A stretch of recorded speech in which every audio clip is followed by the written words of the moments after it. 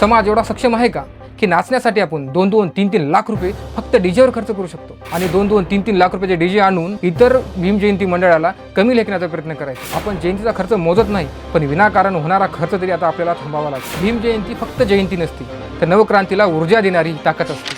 सर्वांना क्रांतिकारी जय भीम। मित्रांनो, अवघ्या काही महिन्यावर महामानव डॉक्टर बाबासाहेब आंबेडकर यांची जयंती आली आहे। आपण भीम जयंतीची मोठ्या आतुरतेने वाट पाहत आहोत। ज्याला ज्याला जे जे शक्य होईल त्या पद्धतीनं आपण जयंती साजरी करण्याचा प्रयत्न करतो।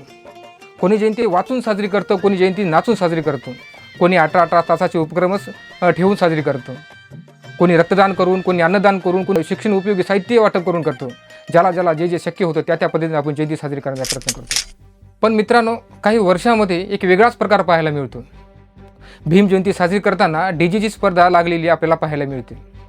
शहरी असो किंवा ग्रामीण भागात असो, एक भीम जयंती मंडळ दुसऱ्या भीम जयंतीला कमी लेखण्यासाठी त्याच्यापेक्षाही मोठा डीजे आणून वाजवण्याचा प्रयत्न करतो। हे तुम्हाला कितपत योग्य वाटते?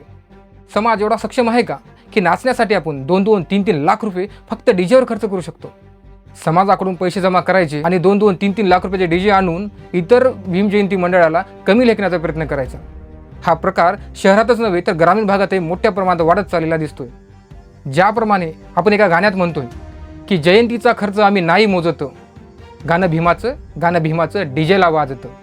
अर्थातच मित्रांनो, आपण जयंतीचा खर्च मोजत नाही, पण विनाकारण होणारा खर्च तरी आता आपल्याला थांबावा लागेल।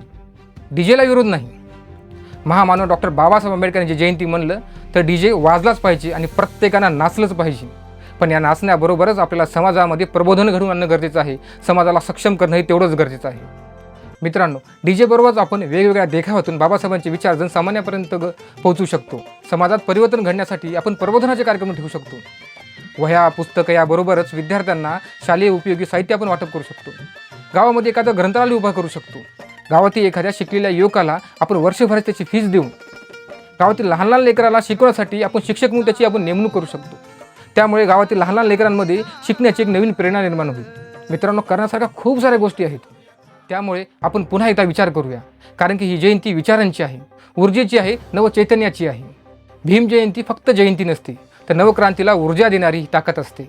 त्यामुळे आपण पुन्हा एकदा या गोष्टीचा विचार करू आणि ही जयंती विचारांची आणि नवक्रांतीची करूया। तुम्हा सर्वांना या भीम जयंतीच्या लाख लाख शुभेच्छा आणि पुन्हा एकदा क्रांतिकारी जय भीम। नमो बुद्धाय।